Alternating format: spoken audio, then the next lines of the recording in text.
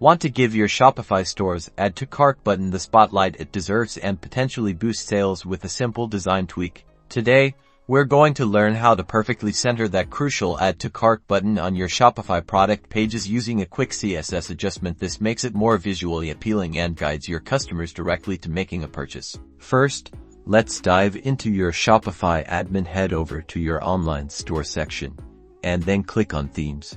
Find the theme you're currently using, click on the Actions button next to it, and then select Edit Code from the drop-down menu. Don't worry, we're not doing anything complicated here. In the code editor, we need to locate the right file. Look for the Assets folder. On the left-hand side inside, you'll see a file named BaseX or something very similar like the MEX. Click on that file to open it. Now, scroll all the way down to the very bottom of this file.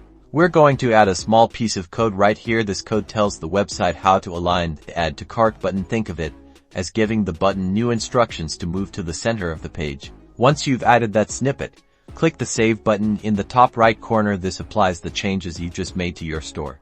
And just like that, if we refresh our product page, you'll see the Add to Cart button is now beautifully centered.